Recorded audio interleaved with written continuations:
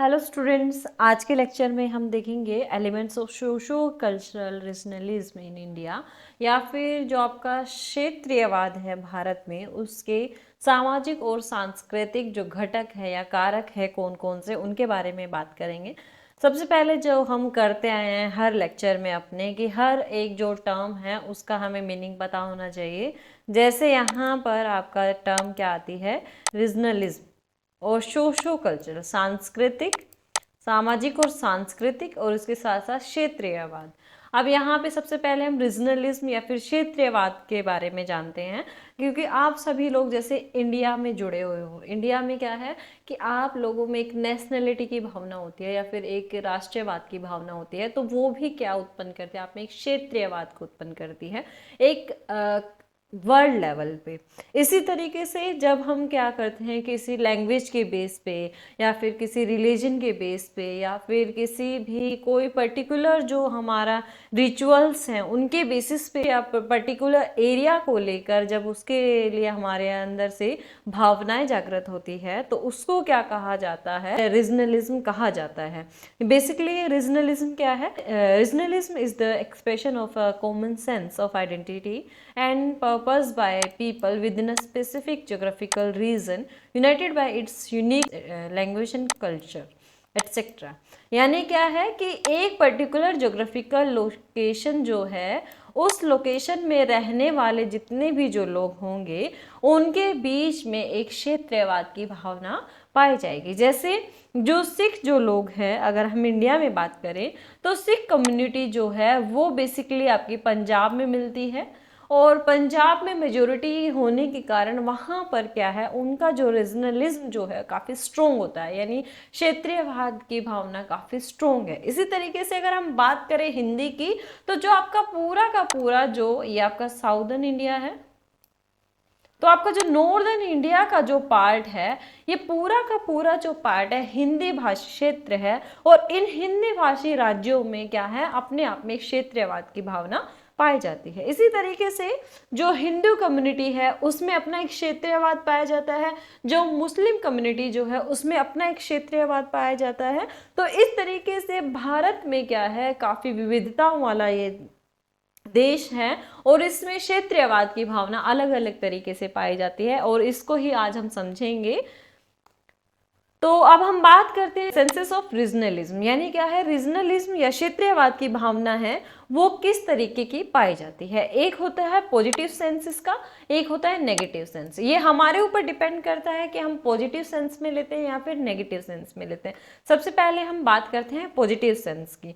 अब positive sense क्या करता है, हमें डेवलपमेंट की तरफ लेके जाता है। आप सभी को ध्यान रखना है कि पॉजिटिव सेंस चाहे वो किसी भी तरीके का हो, वो हमेशा आपको वृद्धि की तरफ लेके जाएगा या ग्रोथ की तरफ लेके जाएगा या फिर डेवलपमेंट की तरफ लेके जाएगा। और इससे क्या होता है कि एक जो पर्टिकुलर रीजन है, उस रीजन में ब्रदरहुड की जो भावना है या फिर एकतावाद की जो भावना है, वो लोगों में क्या होती है, जागृत होती है। इसके साथ साथ लोग यहाँ पर क्या है, एक पर्टिकुलर रीजन में एक वेलफेयर अप्रोच को प्रमोट करने का काम करते हैं, या फिर कल्याणकारी जो कार्य हैं वो उस पर्टिकुलर रीजन में डेवलप होता है धीरे धीरे, और इससे क्या है, यहाँ के लोग और वहाँ का स्टेट जो है काफ़ी ग्रोथ करता है। इसके बाद नेगेटिव सेंस की अगर हम बात करें, तो नेगेटिव सेंस में क्या होता है कि जब काफ़ी सारी डाइवर्सिटी होती है या विविधता होती है, तो उसमें क्या होता है कि इसमें काफ़ी भय वाला वातावरण होता है। एक तो किसके लिए, यूनिटी बनाए रखने के लिए, और एक इंटीग्रिटी बनाए रखने के लिए। यूनिटी यानी कि काफ़ी बार क्या होता है, जैसे भारत में भी आप देखोगे कि विभाजन के लिए कहीं ना कहीं कोई एक नया राज्य बनाने के लिए, कोई एक नया खंड बनाने के लिए, या कोई एक नया देश ही बनाने के लिए आवाज है वो उठाई जाती रहती है। जैसे आपने सुना होगा खालिस्तान का जो अप्रोच है पंजाब का, जैसे आपने सुना होगा नागालैंड में जो अप्रोच है, ग्रेट नागालैंड बनाने की बात करते हैं। तो ये सारे की सारी अप्रोच क्या है, आपका नेगेटिव सेंस में जाता है। और अगर इंडिया के कॉन्टेक्स्ट में अगर हम बात करते हैं, हमारा यहाँ का जो क्षेत्रीयवाद है या फिर रीजनलिज्म जो है वो नेगेटिव सेंस को प्रमोट करता है। अब हम बात करते हैं इंडिया में रीजनलिज्म क्या है। सबसे पहले आप ये जानते हो कि इंडिया जो है वो एक बहुत ही बड़ा देश है कि जिसमें क्या है काफ़ी विविधता मिलती है। उसके साथ साथ क्या है कि यहाँ की जो कंट्री है इसमें काफ़ी बड़ा मैटर होता है कि यहाँ पर शांति बनाए रखा जाए, टॉलरेंस हो, और इस तरीके का कि जो ब्रॉड यूनिटी है उसको मेंटेन किया जाए। और इसके साथ साथ क्या है, यहाँ पर विश्व की सबसे अधिक विविधता पाई जाती है, और विविधता के साथ साथ इस कंट्री को काफ़ी प्रमोट भी किया जाता है वर्ल्ड में, क्योंकि इसमें क्या कहा जाता है, unit in diversity of India, या फिर क्या कहा जाता है, भारत ऐसा विविधता वाला देश है जिसमें क्या मिलते हैं, अपने आप में एक एकता पाई जाती है। इसके साथ साथ यहाँ पर काफ़ी ऐसे सोर्सेस भी हैं जिससे जो रीजनल कॉन्फ्लिक्ट है वो काफ़ी बार चलता रहता है। तो अब इनकी बात करते हैं। सबसे पहले हम बात करेंगे elements of socio cultural regionalism, या फिर जो क्षेत्रीयवाद है उसको प्रमोट करने वाले सामाजिक सांस्कृतिक कारक कौन कौन से हैं। तो सोशो कल्चरल डिफरेंसेस यानी जो आपका सामाजिक सांस्कृतिक विभिन्नताएं हैं, ये इसका एलिमेंट है। रीजनल कास्ट, सब कास्ट यानी आपकी जो जाति होती है वो, और उपजातियां जो है वो। इसके बाद किनशिप डिफरेंसेस, इसके बाद सोशो लिंग्विस्टिक यानी जो आपका भाषाई, सामाजिक और भाषाई जो क्षेत्रीयवाद है वो प्रमोट करता है रीजनलिज्म को। इसके बाद आपका आता है कास्ट और रिलीजन, यानी आपका जो धर्म है वो भी काफ़ी प्रभावित करता है क्षेत्रीयवाद को। अब सबसे पहले हम देखते हैं लिंग्विस्टिक एलिमेंट।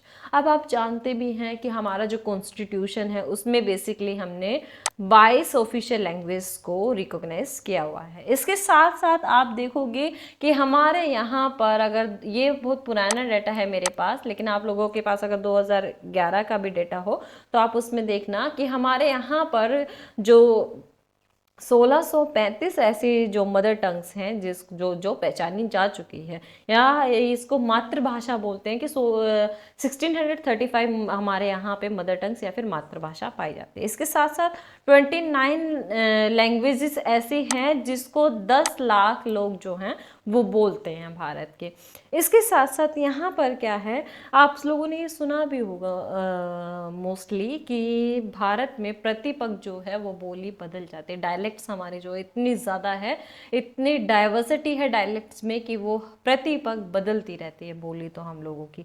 तो यहाँ पर काफ़ी डाइवर्सिटी मिलती है भाषाओं में। काफ़ी बार क्या होता है, मदर टंग जो है हमारी वो प्रमोट करती है कि वहाँ का जो लैंग्वेजेस है उसके अकॉर्डिंग वहाँ के नाम को क्या है चेंज किया जाए, या फिर उसका है उसी लैंग्वेज में वहाँ पर डेवलपमेंट हो। जैसे आप लोगों ने सुना भी होगा कि काफ़ी बार वन लैंग्वेज को भी प्रमोट करने का काम किया जाता है। जैसे बॉम्बे, पहले मुंबई को बॉम्बे कहा जाता था, पहले बेंगलोर कहा जाता था, अब उसको बेंगलुरु कहा जाता है। अब पहले इसको मद्रास कहा जाता था, चेन्नई को, और एट प्रेजेंट पे इसको चेन्नई ही कहा जाता है।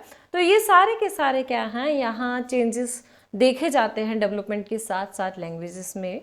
इसके साथ साथ क्या है कि लैंग्वेज जो है वो काफ़ी मेजर जो फैक्टर है किसी स्टेट को बनाने में। या फिर आप पोस्ट इंडिपेंडेंट इंडिया की बात करें तो भारत में जो आपने मूल, अगर आपने भारत के बारे में पढ़ा हो कभी, तो उसमें जो 14 जो स्टेट्स बने थे पहली बार, वो 14 स्टेट्स किसके बेसिस पर बने थे, आपके जो लैंग्वेज है उसके बेसिस पर बनाए गए थे। इसके बाद भी आप अगर पंजाब हरियाणा 1966 की अगर हम बात करें, 1 नवंबर 1996 को जब हरियाणा बना, तो वो भी किसके बेसिस पे बना था, आपका लैंग्वेज के बेसिस पे ही बना था। सिख जो लोग हैं या पंजाबी भाषी जो लोग हैं वो अलग राज्य बना दिया उसका पंजाब, और जो हिंदी भाषी जो लोग थे उनका राज्य बना दिया गया अलग हरियाणा। तो ये क्या है, आपका जो पोस्ट इंडिपेंडेंट इंडिया है, ये भी इनका फॉर्मेशन भी किस आधार पर हुआ है, भाषा के आधार पर किया गया है।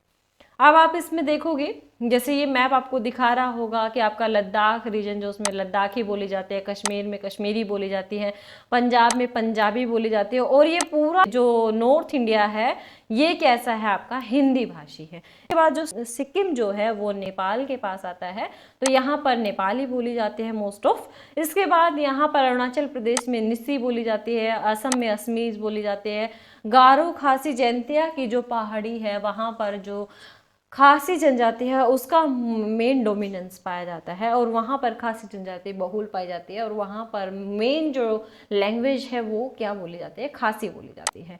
इसके बाद मणिपुर में मणिपुरी बोली जाती है, मिजोरम मिजो बोली जाती है, वेस्ट बंगाल में बंगाली बोली जाती है, उड़ीसा में उड़िया लैंग्वेज बोली जाती है, तेलुगु जो है वो आपके आंध्र प्रदेश, और अभी आंध्र प्रदेश को अलग करके एक और राज्य बना दिया गया है जो क्या है आपका तेलंगाना। तो इनमें क्या है तेलुगु बोला जाता है, महाराष्ट्र में मराठी बोली जाती है, गुजरात में गुजराती बोली जाती है, इसके बाद कोंकण जो तट है आपका यहाँ पर कोंकणी बोली जाती है, इसके बाद कर्नाटक में कन्नड़ बोली जाती है, तमिलनाडु में तमिल बोली जाती है, और केरल में मलयालम बोली जाती है। और इसके बेसिस पे काफ़ी बार क्या है आपका जो क्वेश्चन भी आ जाता है, आपका ज्योग्राफी का जो जीके का हो गया है, जीएस का, या फिर आपका सीयूईटी का एग्ज़ाम हो गया, या फिर आपका नेट जेआरएफ का एग्ज़ाम हो गया, उसमें कि कौन से स्टेट में कौन सी लैंग्वेज बोली जाती है। तो आप लोगों को ध्यान रखना है, महाराष्ट्र में मराठी बोली जाती है, आंध्र प्रदेश और तेलंगाना में तेलुगु बोली जाती है, और कर्नाटका में कन्नड़ बोली जाती है, गोवा में कोंकणी बोली जाती है, केरल में मलयालम बोली जाती है, और तमिलनाडु में तमिल बोली जाती है, उड़ीसा में उड़िया बोला जाता है। तो आप लोगों को ये ध्यान रखना है। इसके बाद चलते हैं नेक्स्ट लिंग्विस्टिक एलिमेंट्स में। हम देख रहे हैं कि सबसे ज़्यादा जो भाषी जो क्षेत्र था आपका वो कौन सा था आपका, इसमें आप देखोगे कि हिंदी भाषी जो लोग हैं वो भारत में सबसे ज़्यादा पाए जाते हैं। और इसके साथ साथ क्या है कि हिंदी भाषी कॉन्स्टिट्यूशन में भी काफ़ी प्रमोट किया गया है कि एक ही लैंग्वेज हो पूरे देश की, जो क्या हो हिंदी हो।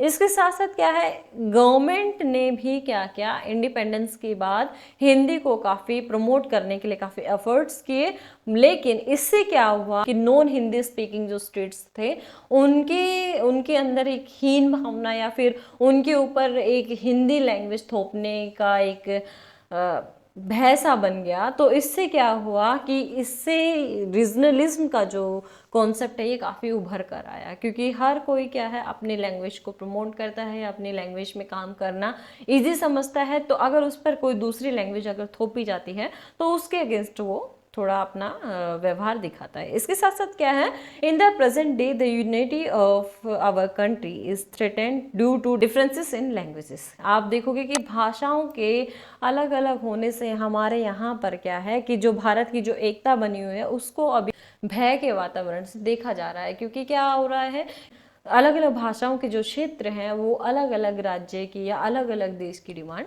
करते हैं। इसके साथ साथ क्या है कि ये क्या करता है लैंग्विस्टिक जो डिफरेंसेस हैं ये डिस्करेज करता है लोगों को ट्रैवल के लिए, यानी एक जगह से दूसरी जगह जाने के लिए क्या है लोगों को डिस्करेज करता है। वो कैसे कि आप लोग देखते हो कि अगर मैं हिंदी भाषी हूँ और मेरी जॉब अगर कहाँ हो जाए, तमिलनाडु में हो जाए या फिर महाराष्ट्र में हो जाए या फिर कोंकण रीजन में हो जाए या फिर आपका साउदर्न, मतलब ये लगा लीजिए कि आप एक साउदर्न रीजन में या फिर बंगाल की तरफ हो जाए, तो वहाँ का रीजनल जो फैक्टर है जिसमें एक मेन फैक्टर है आपका लैंग्वेज, कि लैंग्वेज मुझे वहाँ की नहीं आती है। तो काफ़ी बार क्या होता है कि अगर मुझे अपने रीजन में भी कोई जॉब मिल रही है उससे नीचे की, तो मैं उसको प्रेफर करूँगी ना कि दूसरे रीजन में। और उसका मेन रीज़न क्या है, वो मेन रीज़न उसका है लैंग्वेज बैरियर। इसके साथ साथ क्या होता है कि हम अपनी लैंग्वेज के प्रति इतने जुड़े होते हैं इतना कि हम अपना जो वर्क है उसको कहाँ एस्टेब्लिश करना चाहते हैं, अपने नेटिव रीजन में। इसके बाद क्या है रिलीजियस एलिमेंट, धार्मिक जो घटक है वो कैसे प्रभावित करता है आपके क्षेत्रीयवाद को भारत में। तो रीजनलिज्म जो है इंडिया में वो काफ़ी डाइवर्स है। अगर हम इंडिपेंडेंस की बात करें तो बिफोर इंडिपेंडेंस क्या हुआ था कि पाकिस्तान जो है वो भारत का ही हिस्सा था, और उसके बाद क्या है पाकिस्तान और भारत का जो बंटवारा हुआ वो बेसिकली उसका मेन रीज़न क्या था, रिलीजियस बेस पर वो बंटवारा हुआ है। इसी तरीके से आप देखोगे कि भारत के आज़ाद होने के बाद भी यहाँ पर काफ़ी बार क्या है, रिलीजियस बेसिस पर क्या होते रहे हैं, कॉन्फ्लिक्ट्स देखे गए हैं, या फिर काफ़ी बार क्या है ऐसी स्थिति देखी गई है जिसमें क्या है रिलीजियस बेसिस पर अलग राज्य बनाने की, अलग देश बनाने की मांग उठी है। जैसे आपने खालिस्तान का नाम सुना होगा। खालिस्तान की जो मांग है वो 1980 के आसपास जो सिख कम्युनिटी जो है उन्होंने इसको रेज किया था, इसलिए कि उनको खालिस्तान अपना एक अलग देश बनाना है। तो रिलीजियस भी काफ़ी बार प्रभावित करता है। अब जैसे आप यहाँ देख रहे होंगे, ये जो है प्री पार्टीशन मैप है इंडिया का, जिसमें आपको बांग्लादेश भी भारत में दिख रहा होगा और आपका पाकिस्तान भी भारत में दिख रहा होगा। लेकिन आफ्टर पार्टीशन आपका जो भारत है उसके 3 हिस्से हो गए। 3 हिस्से भी था, पाकिस्तान वाला और एक ये बांग्लादेश वाला। बांग्लादेश जो है वो उसको क्या बोला जाता था, आपका ईस्टर्न पाकिस्तान, और जो आपका पाकिस्तान एट प्रेजेंट में उसको बोला जाता है वेस्टर्न पाकिस्तान। तो इस तरीके से भारत के 2 हिस्से जो थे वो पार्टीशन के बाद अलग हो गए और भारत अब एट प्रेजेंट में इस तरीके का आपको दिखाई देता है, जिसमें बांग्लादेश अपना एक अलग देश था।